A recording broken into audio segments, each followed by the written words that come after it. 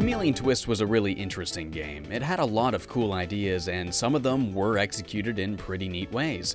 However, with its incredibly short length, I felt it ended before it could really do something outstanding with them. It's an okay game, though I did find myself pretty underwhelmed with it in the end, but that is the beauty in sequels. You get another shot.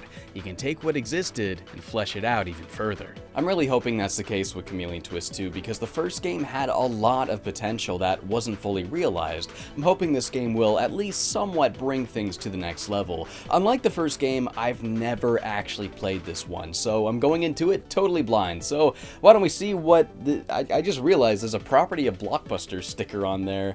I could probably peel that off. No, I'm gonna destroy the label if I do that. Oh no, don't put stickers on the labels, guys. That's a big no-no. Chameleon Twist 2. Chameleon Piss Poo. Anybody remember when those early AVGN ripoffs would say stuff like that and expect people to find it funny? Those were the days. Wait, I need a... Oh my god, I always forget that some N64 games need this stupid control pack. They're too lazy to put a damn battery in the cartridge, so I gotta dig this freaking thing out. Okay, got one. Seriously though, the N64 shouldn't need memory cards when most games save to the game cartridge. Come on guys, put a battery in the thing! Please! I don't care about the 9 cents you're gonna save, but not putting a dollar store battery in your cartridge. I feel like that was slightly better animated this time. Let's do a comparison.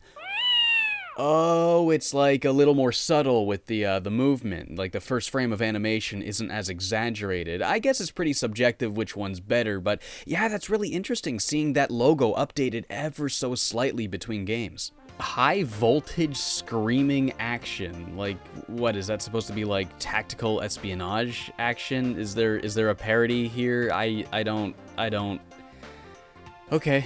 The title screen has a 3D model of the character this time. I kinda liked the 2D artwork better. It was a lot more flattering than this dude's face looking all different. This is not how they looked before. And yeah, that is supposed to be Davey. That is supposed to be the same character. I guess they decided to make him look more like an actual chameleon this time, but I don't really think that worked out too well in practice. The new models just don't really look as appealing to me this time around. It's interesting because in the Japanese version they... Huh? Why won't it fit? Oh.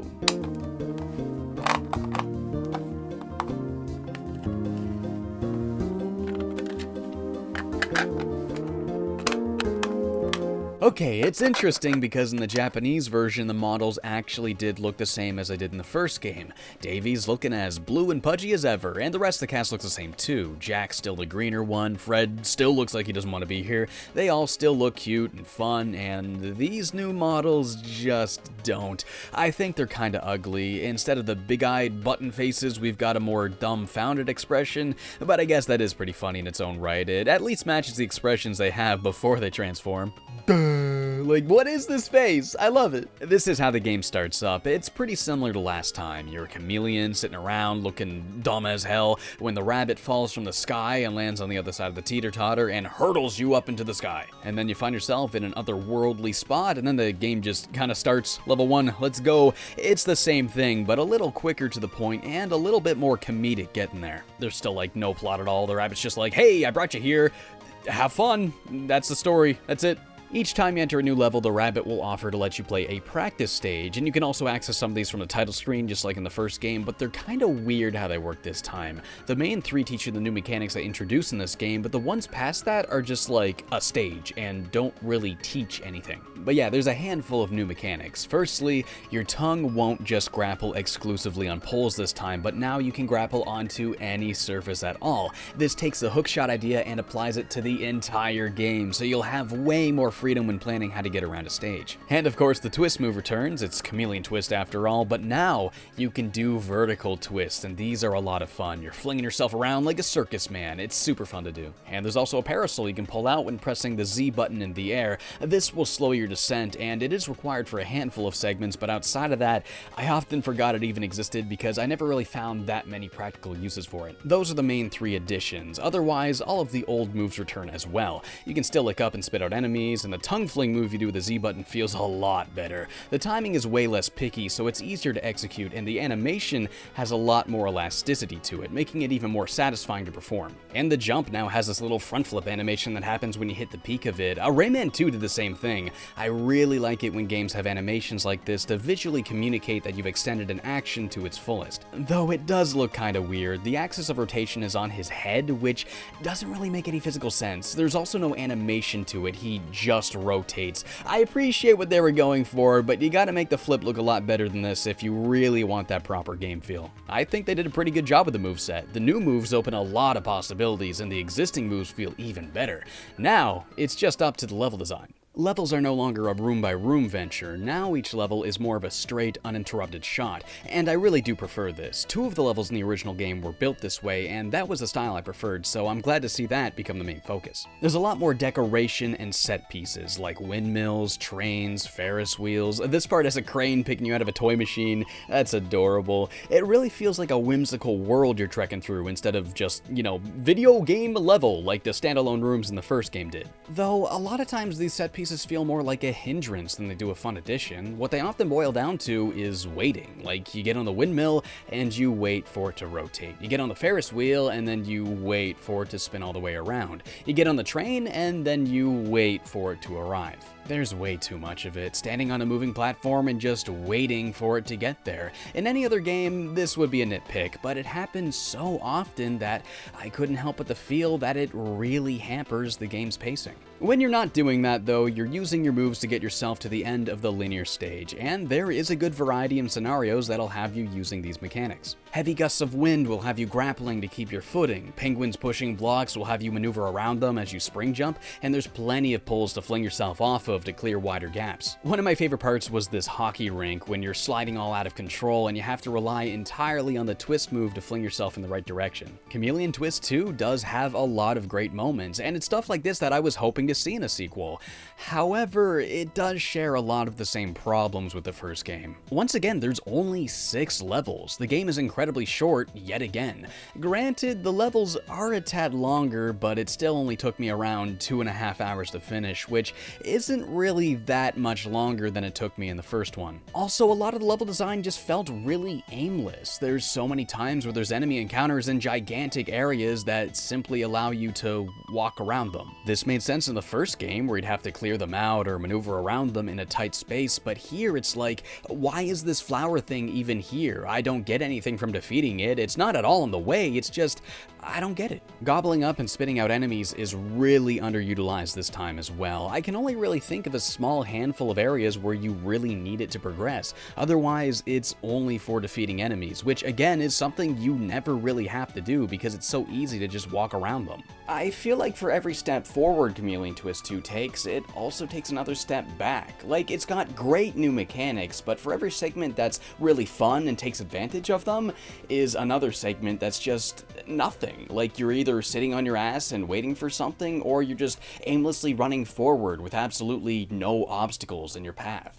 They added a lot of these totally pointless items too, like the silver hearts that give you 3 hearts, but just like in the first game, health is completely negligible because there's no penalty for dying. Running out of health is the same as falling off the edge and losing 1 health, you're just warped to the nearest checkpoint, so without any stakes, there's not much point in adding more variety to the health pickups. They also added power-ups. There's this star thing you can pick up and it'll do like a little roulette thing, and then you'll get a totally random power-up. The only one that is kind of helpful is the speed up, but I only ever got it 1 time, and while I guess it's kind of cool going a little faster, going faster doesn't even really help you that much. There's also one that makes your head bigger. Oh, what's the point of this? It doesn't do anything, at least I don't think so. One makes your tongue shorter, one makes you slower. Most of these are power downs. Like, I would get one and I would be like, oh great, the slowdown thing again. I would just sit there and wait for it to wear off. Eventually I just stopped getting these. They never offer anything helpful. Sometimes it gave me a ×3 and it's like, ×3 what? I don't even know what this does. I've been told that it makes it so you can hold 3 times the amount of enemies in your mouth, but the only time there would ever be that many objects around you is with the boss fights.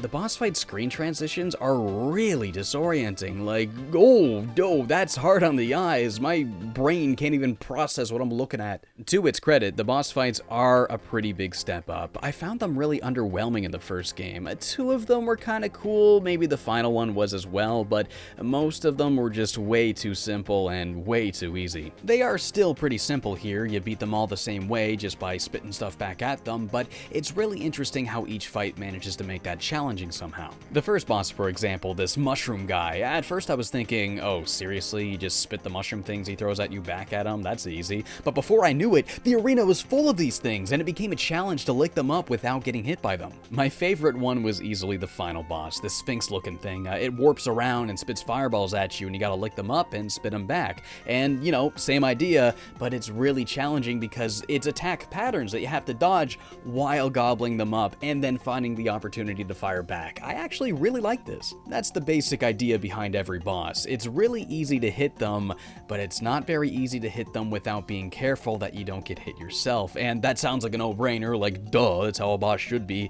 But after how easy they were in the first game, I guess I'm just not really taking it for granted this time. This robot boss can suck a dick though. I hated it, it was irritating and not that fun. Just like before, the game ends extremely abruptly after you beat the final boss. There's no story beat or cutscene or anything, you just land the final hit, and then you get this scene of Davey awkwardly going through the level backwards for like half a minute, and then the credits. And then after we see us back in our old chameleon self, absolutely jaw-dropped. I love these stupid faces. Definitely a highlight of the game for me. But yeah, that's about it. Not much to do once you're done the game. There's no multiplayer mode this time, which is a bummer because I thought the multiplayer in the first game wasn't half bad. Well, I guess you can go back and collect the coins. These are basically a substitute for the crowns from the first game. There's exactly 20 in each level this time, and collecting all of them in a stage will unlock a new costume. That's actually kind of cool. Definitely a better reward than that worthless boss mode thing. To get some of these coins, you'll have to play a minigame that can be accessed by talking to the rabbit halfway through the stage, but before you can do that, you'll have to make sure you have enough carrots. Each level has 1 carrot hidden in it. Well, I say hidden, most of them are in plain sight, so I don't imagine you'll have a hard time finding any of them. As for the minigames, they are kind of alright actually. There's this trapeze one where you rack up points by twirling in the air. We've got a number crunching minigame where you lick up numbers that'll add, subtract, and multiply your score, so you gotta try and lick them up in the order that'll score you the most points while avoiding the ones that'll cost you points. There's a bowling minigame. Oh, this game really expects me to sit here and play an entire game of bowling, huh? Like not an abridged version, like a whole 10 rounds.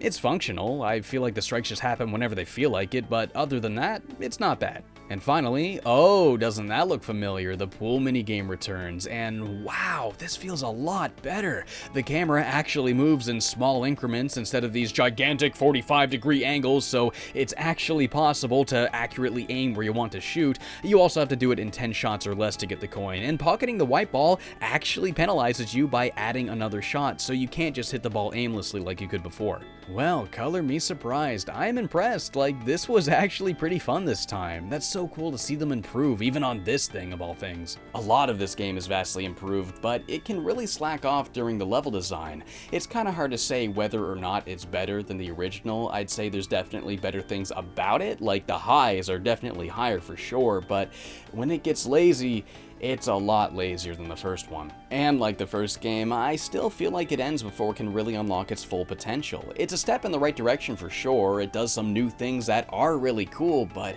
with its short length and half-lazy level design, it's not terribly eager to fully explore what it can really do. So again, it's not a bad game, but it's probably gonna be pretty underwhelming to most people. But like I always say about games that have cool ideas but lack the execution, I'd love to see something modern use a similar idea, and well, that has happened, not quite in the same way, but Mario Galaxy 2 toyed with the idea of using a tongue as a grappling hook, and indie games like Silver Grapple and Grapple Force Rena build their entire games around grappling moves. But the thing is, none of those games take advantage of what a chameleon can do, like blending into your environment.